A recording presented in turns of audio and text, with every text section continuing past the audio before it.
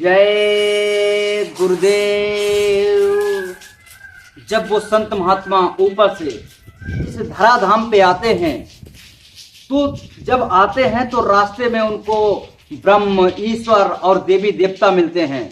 तो एक बार देवी देवताओं के पार्लियामेंट में एक चर्चा हुई और वो चर्चा हुई कि भाई जब ये संत महात्मा, इतने बड़े बड़े संत महात्मा ये जब नीचे जाएंगे तो किस तरीके से लोगों के बीच में जाएंगे, किस तरह से इन सभी को संदेश देंगे, किस तरीके से इन लोगों के बीच में रहेंगे, किस तरीके से बताएंगे कि आप अपने घर कैसे जा सकते हो, क्योंकि सब एक दूसरे को इंसानी समझते हैं। इनकी बात को कैसे मानेंगे। तो उनकी पार्लियामेंट में कुछ समझदार लोगों ने तरह तरह की बातें बताई और उसमें सवाल जवाब हुए। तो क्या कहते हैं, थे चर्चे आसमानों में, थे चर्चे आसमानों में जमी वालों को क्या होगा, थे चर्चे आसमानों में जमी वालों का क्या होगा, सदा आई खुदा खुद जाएगा, खुद रहनुमा होगा। वो संत महात्मा वो कह रहा है खुद जाएंगे और खुद उनको बताएंगे कि आप ऐसे ऐसे करोगे तो आपको ये फल मिलेगा और इस तरीके से आप नरकों में डाले जाओगे, इस तरीके से आप स्वर्ग में जाओगे और इस तरीके से आप अपने घर वापस जा सकते हो, नरक, पाप और पुण्य दोनों को छोड़ करके। तो आगे कहा उन्होंने, तो पूछा कैसे जाएगा, यानी जो आएगा ऊपर से वो संत महात्मा, वो परम पिता परमात्मा कैसे जाएगा। तो पूछा कैसे जाएगा खुदा बंदों की बस्ती में। जवाब आया कि बंदों के लिए बंदा बना होगा। जवाब आया कि बंदों के लिए बंदा बना होगा।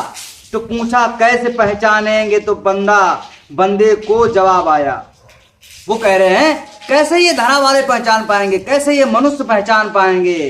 तो पूछा कैसे पहचानेंगे बंदे को। तो जवाब आया वो यकता हुस्न में होगा और औरों से जुदा होगा।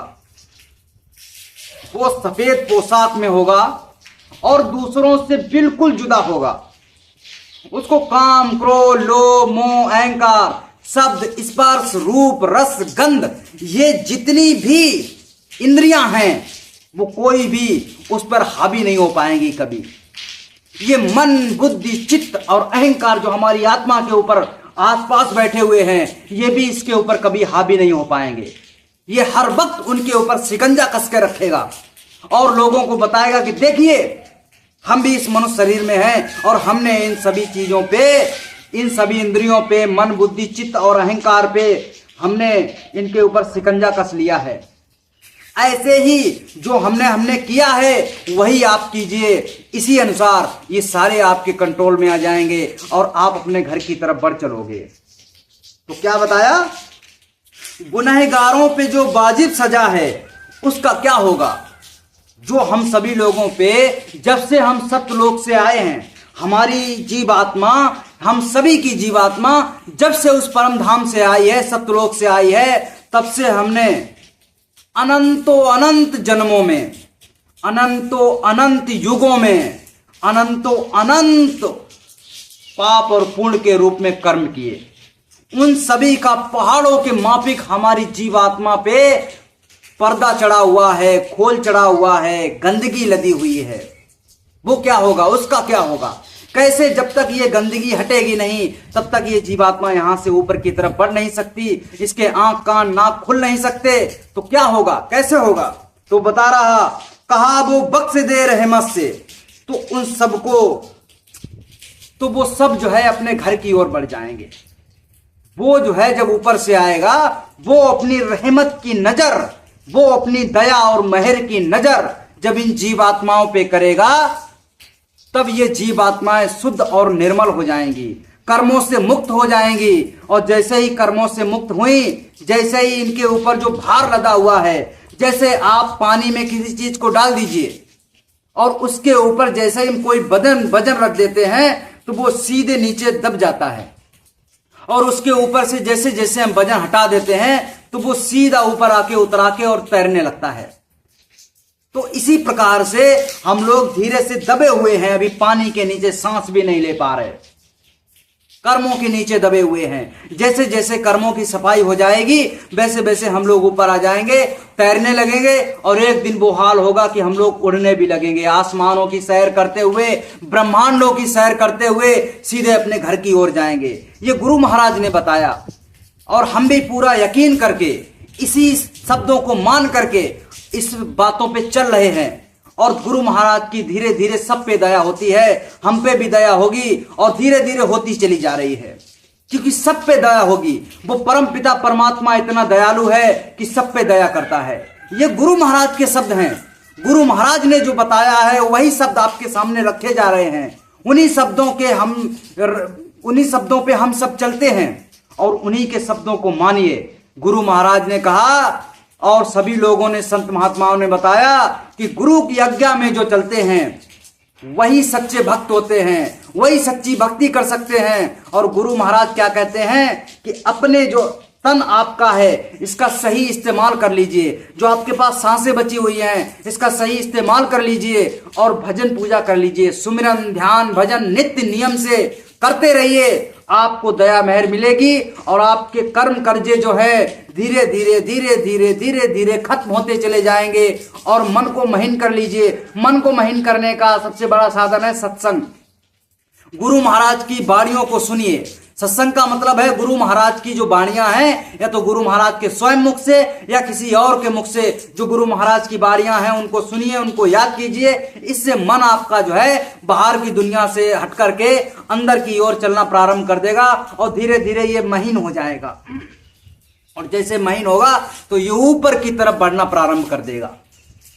आपको जब आप साधना पे बैठोगे, अभी मन भागता है, बाद में मन आपको भगा भगा के साधना की ओर ले जाएगा कि बैठो यहां रस मिलता है।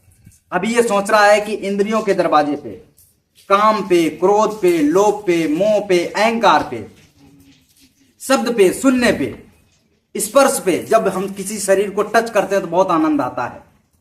रूप पे, किसी को देखते हैं तो बहुत आनंद आता है। रस पे, जब खाते हैं तो बहुत आनंद आता है। और गंध, जब कोई सुगंध लेते हैं या अच्छी या बुरी तो बहुत आनंद आता है, या तो उससे घृणित हो जाते हैं हम लोग। ऐसे ही सब चीजों में सम्मिलित है अच्छा और बुरा, अच्छा और बुरा।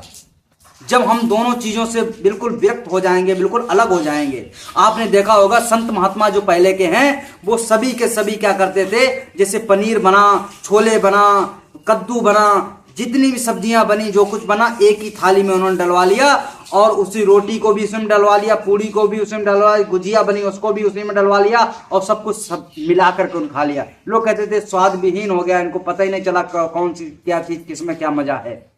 वो कहते हम तो इससे स्वाद विहीन हो गए, विरक्त हो गए, अलग हो गए, बिल्कुल इनसे मतलब ही नहीं रहा मुझे। हम तो उस परम पिता परमात्मा के दीवाने हो गए। रस तो अंदर में है, रस हम बाहर कहां ढूंढ रहे हैं। ये रस नाम की एक इंद्री है जिस पे मन जाकर के बैठता है बार बार और वहां पर चोंच मारता है कि कुछ मिल जाए। चोंच मारी, थोड़ा सा वहां पर मिला और इसके बाद जब तक आपने पेड़ा अपने मुंह में रखा तब तक स्वाद था, और पेड़ा अंदर गया आपका स्वाद खत्म।